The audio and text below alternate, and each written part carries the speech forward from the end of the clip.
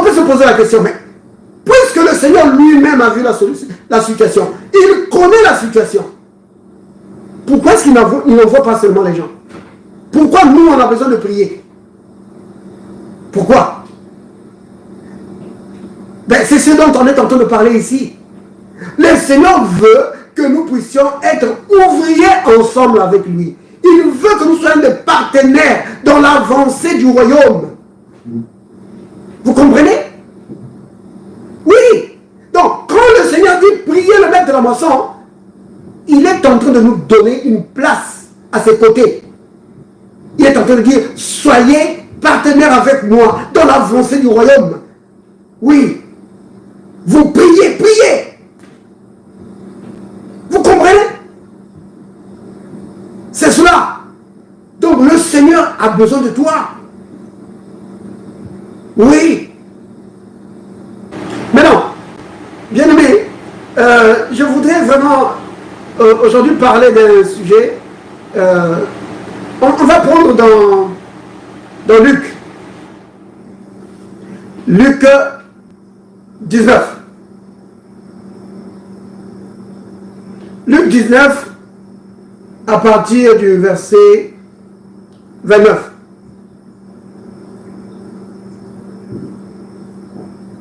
Luc 19, à partir du verset 29. Donc,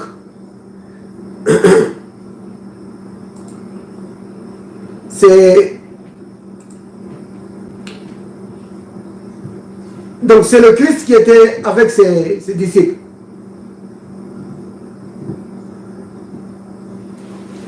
Juste un instant, je vais débrancher un peu cet appareil qui fait du bruit.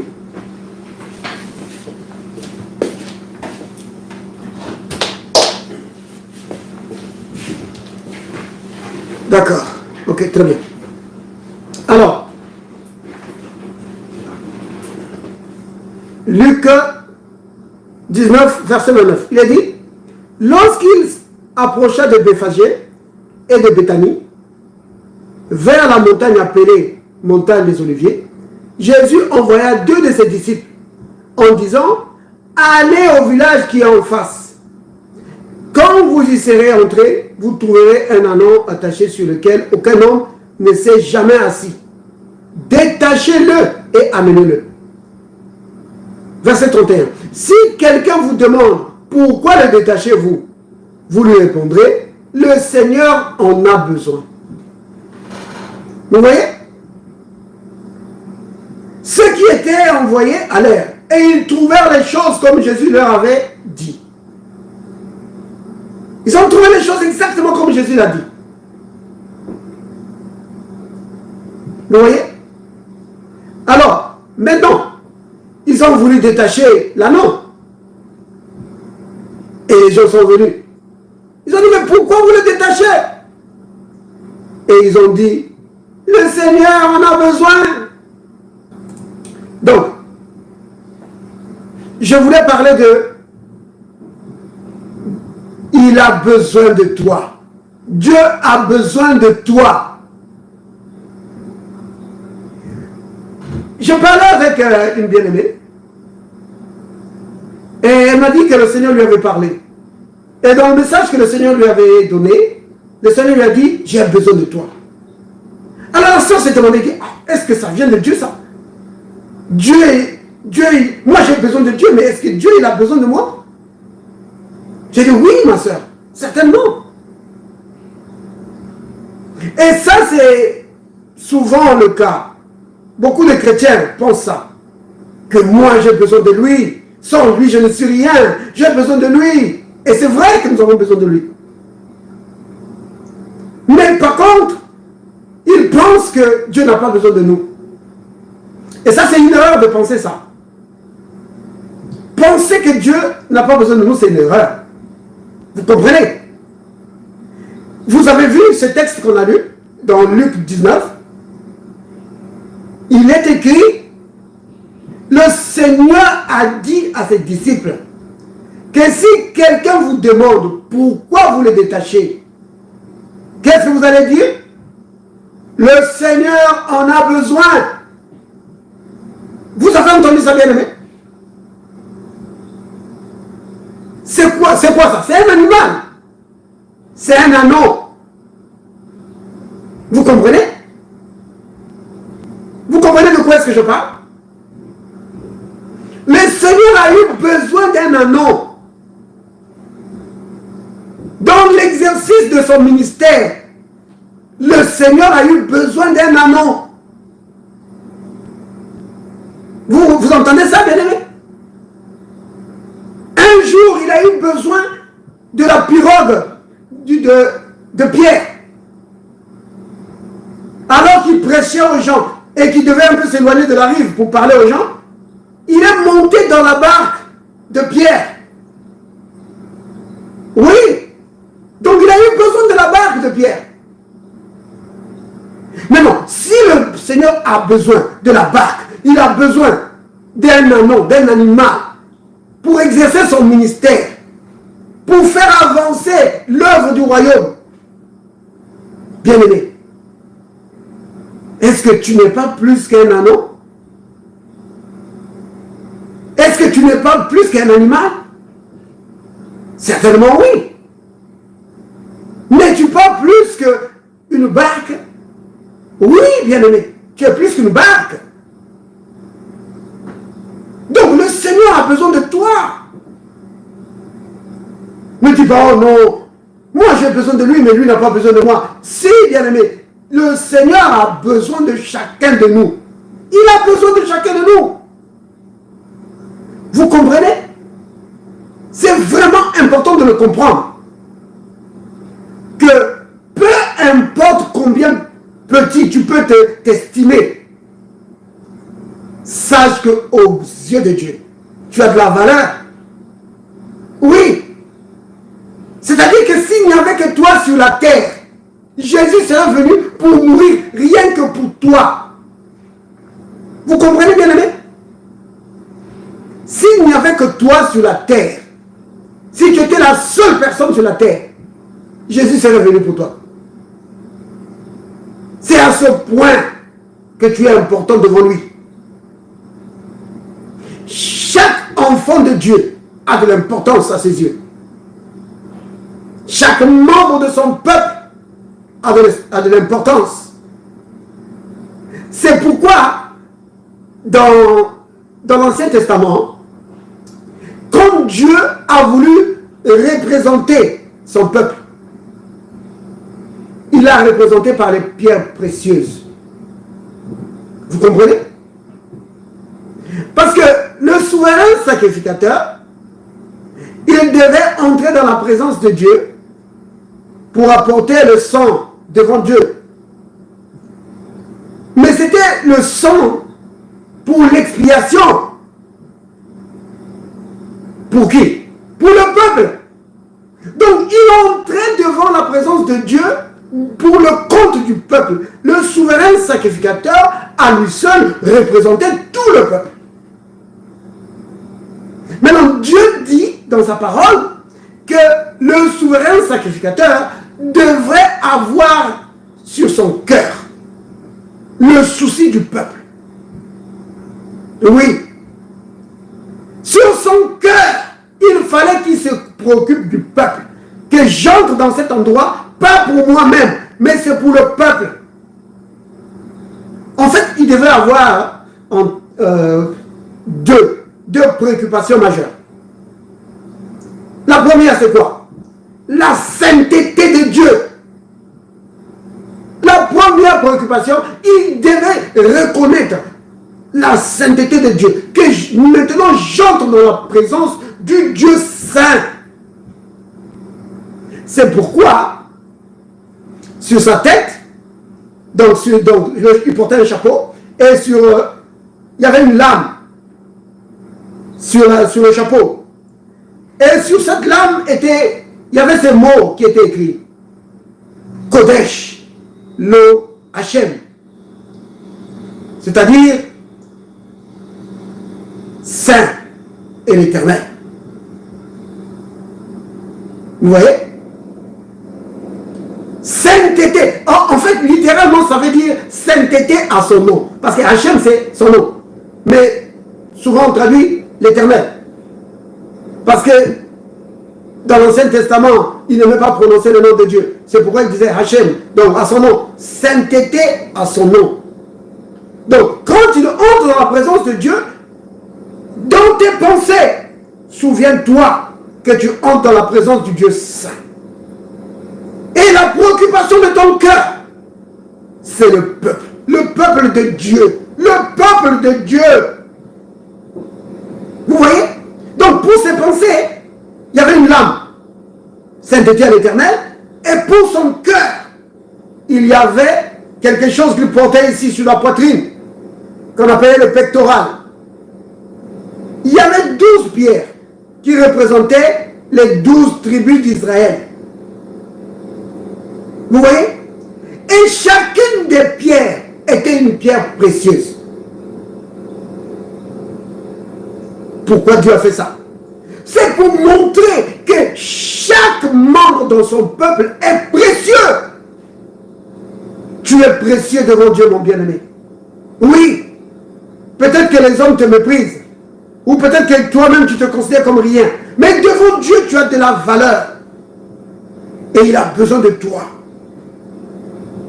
Vous comprenez? Quand le Christ, il dit, regardez ça, prenez Jean chapitre 15, au verset 5. Jean 15, 5.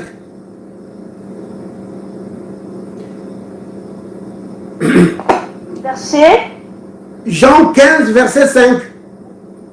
D'accord. Je suis le sel. Vous êtes les serments. Celui qui demeure en moi et en qui je demeure porte beaucoup de fruits. Car sans moi, vous ne pouvez rien faire. Amen. Vous avez vu?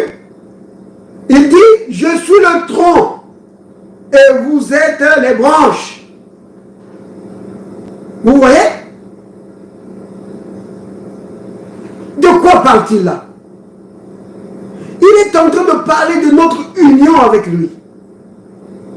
Que nous sommes vraiment unis à lui. Ça c'est un. Deuxième chose, il dit que nous sommes destinés, comme les branches, à manifester les perfections invisibles du Dieu vivant. Donc, de la même manière que un arbre a besoin de ses branches pour manifester sa beauté, pour manifester ses fruits, parce que ce sont les branches qui portent le fruit, pas le tronc. Donc, le tronc a besoin de branches pour porter du fruit. Le Seigneur a besoin de toi pour manifester sa beauté, sa perfection. Vous comprenez? Le Seigneur a besoin de toi pour manifester son amour au monde. Le Seigneur a besoin de toi pour être un canal au travers duquel sa grâce va couler, pour toucher les hommes, pour changer la vie des gens. Le Seigneur a besoin de toi, bien-aimé. Vous comprenez? C'est important ça. Dans la Bible, il est dit que nous sommes les membres du corps dont Christ est la tête. Vous comprenez? C'est-à-dire que Christ et nous formons un corps. Et ce corps s'appelle l'Église. Vous voyez? Nous sommes les membres de ce corps et Christ, lui, il est la tête. Mais non, les passages sont vraiment nombreux. Vous pouvez prendre dans Colossiens 1, verset 18. On peut prendre aussi dans 1 Corinthiens 12, verset 12. Et verset 27 aussi. Prenons d'abord Corinthiens. 1 Corinthiens 12. 1 Corinthiens 12, verset 12.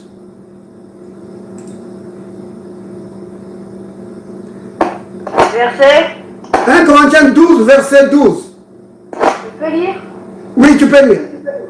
Car comme le corps est un et a plusieurs membres, et comme tous les membres du corps, malgré leur nombre, ne forment qu'un seul corps, ainsi en est-il de Christ. Vous avez entendu ça? Car comme le corps est un et a plusieurs membres, et comme tous les membres du corps, malgré leur nombre, ne forment qu'un seul corps, ainsi en est-il de Christ. Vous avez entendu? Le corps de Christ est appelé Christ. Donc toi, tu t'appelles Christ. Oui, c'est normal. Si la tête s'appelle Christ, le reste du corps s'appelle Christ. Vous comprenez?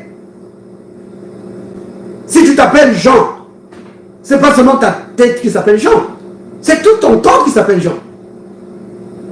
Quand vous voyez un arbre, si on dit que c'est un avocatier, c'est pas seulement le tronc qui est avocatier, c'est le tronc et les branches. Vous comprenez? Donc nous formons un seul corps avec le Christ. Vous comprenez? Maintenant, dans un corps, c'est la tête qui planifie. Oui, c'est la tête qui a des projets. C'est la tête qui organise tout. Mais quand il faut exécuter, c'est pas la tête qui exécute, ce sont les membres. Vous voyez? Par exemple, au-dedans de vous, vous pensez, oh, il me faut boire un verre d'eau. Je dois prendre un verre d'eau. Mais ça, tu penses ça dans ta tête. Mais pour que tu puisses alors boire, la tête va donner un ordre aux membres. Le corps va se lever et va marcher. La main va saisir la bouteille, verser l'eau et puis amener à la bouche. C'est comme ça. Et les yeux aussi travaillent pour voir. Donc tout est en œuvre pour accomplir cet acte-là. Vous voyez? Donc la tête a besoin des membres pour fonctionner correctement. Si vous n'avez que la tête et que le reste du corps est inexistant, il n'y a pas un corps. Peu importe la beauté de la tête, quand le corps est mort, quand les membres sont morts, le corps ne sert plus à rien. Vous comprenez? Donc le Seigneur a besoin de toi, membre du corps de Christ, pour exécuter ses projets sur la terre, pour faire avancer le royaume. Le Seigneur a besoin de toi. Oui.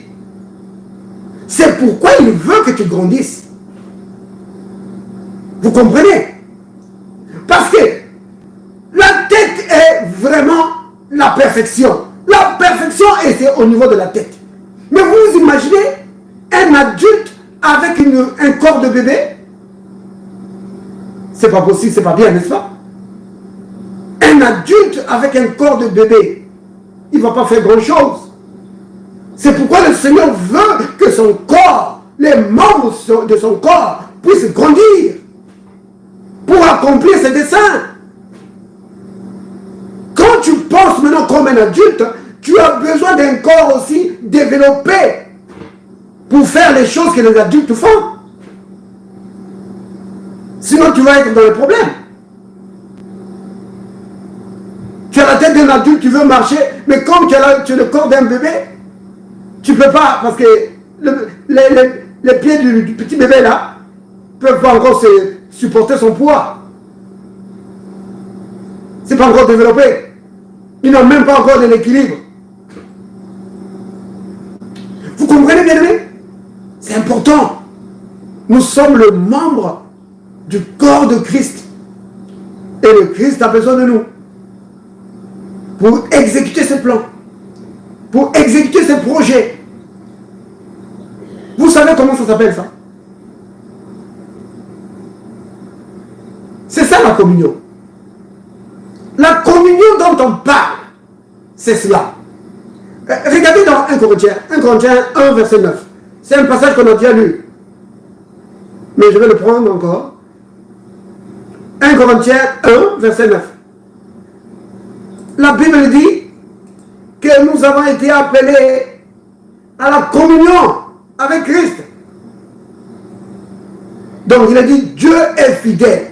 Lui qui vous a appelé à la communion avec son Fils. Oui, il nous a appelés à la communion. Et la communion, c'est quoi? C'est quoi la communion? La communion, ça veut dire union. Vous voyez? Union. Donc, tu es uni avec le Seigneur. La communion, ça veut dire communication. Donc, vous parlez, vous communiquez. Tu vois? Tu communiques avec lui, avec le Seigneur. Tu lui parles, lui aussi te parle. La communion, c'est aussi le partenariat. Tu vois? Tu es partenaire avec Dieu. Tu es associé avec lui. Ça veut dire quoi ça? Ça veut dire que vous participez à la même œuvre. Tu travailles avec lui. La communion, ça veut dire partager les mêmes sentiments. C'est pourquoi l'apôtre Paul disait, ayez en vous les sentiments qui étaient en Christ. Tu partages les mêmes sentiments avec le Christ. Quels sentiments? Mais tu te soucies de son œuvre. Oui, tu veux que le royaume avance.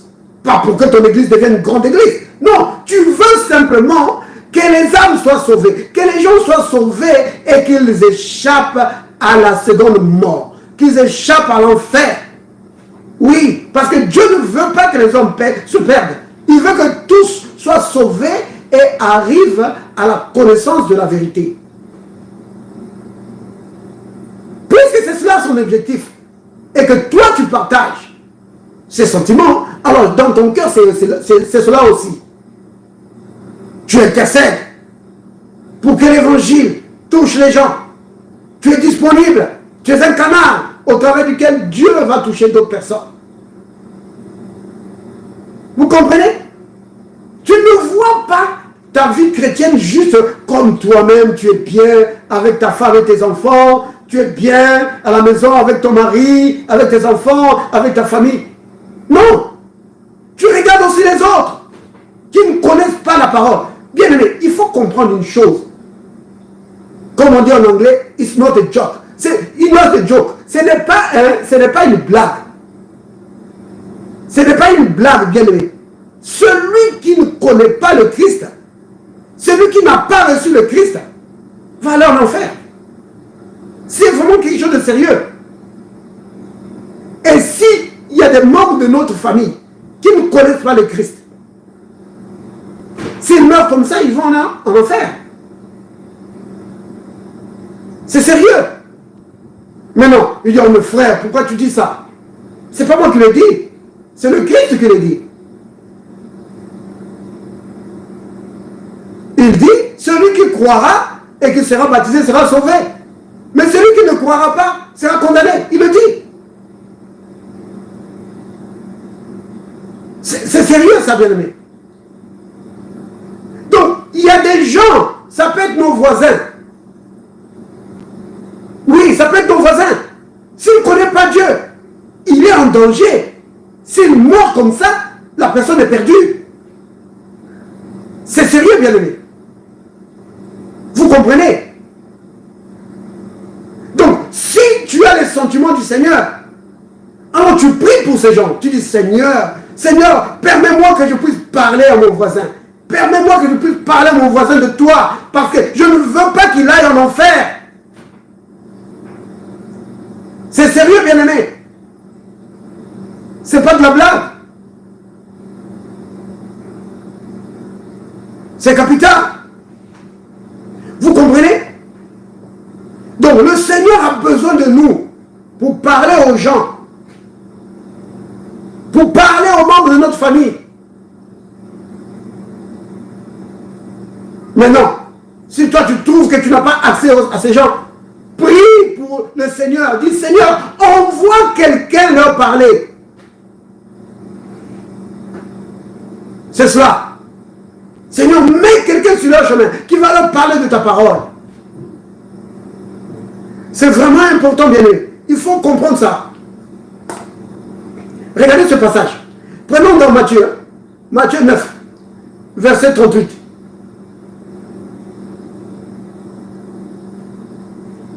Matthieu 9, verset 38. Le Christ, il parle à ses disciples, il leur dit ceci. Peut-être qu'on va commencer au verset 37. Hein. Il dit, alors il dit à ses disciples, je vais commencer à partir du verset 36, excusez-moi. Voyant la foule, il fut ému de compassion pour elle, parce qu'elle était languissante et abattue, comme des brebis qui n'ont point de berger. Vous voyez les choses qui touchent le cœur du Seigneur. Il a vu les gens là, abattus, comme son berger. Le Seigneur, ça l'a touché. Il a dit, oh, la moisson est grande, mais il y a peu d'ouvriers. Vous avez remarqué le constat du Seigneur? Il voit les gens, il dit, mais il y a une grande moisson, mais il y a peu d'ouvriers. Maintenant, regardez maintenant sa décision. Regardez la solution qu'il propose. Il dit, priez donc le maître de la moisson d'envoyer des ouvriers dans sa moisson. Vous l'avez compris? Il voit qu'il y a peu d'ouvriers. Il aurait pu dire, je vais prier le Père pour que le Père envoie des ouvriers. Non, il ne dit pas ça. Il dit, vous, qui ça? Ses disciples. Il dit, vous devez prier. Priez le maître de la moisson, c'est-à-dire Dieu. Il dit, dites-lui d'envoyer des ouvriers. Dites au Père qu'il envoie des ouvriers dans son champ. Il est en train de demander quoi? Il est en train de demander à ses disciples d'intercéder, de demander au Père de susciter des ministères, de susciter des gens qui vont exercer leur ministère auprès du peuple. Vous voyez? Mais on peut se poser la question, mais puisque le Seigneur lui-même a vu la situation, il connaît la situation, pourquoi est-ce qu'il n'envoie pas seulement les gens? Pourquoi nous on a besoin de prier? Pourquoi? Ben, c'est ce dont on est en train de parler ici. Le Seigneur veut que nous puissions être ouvriers ensemble avec lui. Il veut que nous soyons des partenaires dans l'avancée du royaume. Vous comprenez? Oui. Donc, quand le Seigneur dit priez le maître de la moisson, il est en train de nous donner une place à ses côtés. Il est en train de dire, soyez partenaires avec moi dans l'avancée du royaume. Oui. Vous priez, priez. Vous comprenez? C'est cela. Donc le Seigneur a besoin de toi. Oui. Tu es plus qu'un anon. Le Seigneur a besoin de toi dans le royaume, bien-aimé. Oh, béni soit le nom du Seigneur. C'est pourquoi il t'a donné sa vie. C'est pourquoi il t'a donné son esprit. Le Saint-Esprit dans notre vie, bien-aimé. Ce n'est pas juste pour être content et pour prier en langue. Non. C'est aussi pour aider les gens. Vous comprenez? C'est pour aider les gens. Oh, béni soit le nom du Seigneur. Je vais m'arrêter là, bien-aimé. Alors, bien-aimé, nous allons dire ensemble, Père. Père. Père. Me voici devant ta face. Me voici devant ta face. Je me consacre à nouveau à toi. Je me consacre à toi. Comme un instrument. Comme un instrument. pour faire ta volonté. Faire ta volonté. Glorifie ton nom dans ma vie, Père. Glorifie ton nom dans ma vie, Père. Que je sois un canal Que je sois un canal par lequel ta grâce va couler par lequel ta grâce va couler. pour toucher les gens, Pour toucher les gens. pour aider les gens. Pour aider les gens. Dans le puissant nom de Jésus. Dans le puissant nom de Jésus. Amen. Amen. Amen. Alléluia. Soyez bénis, bien-aimés.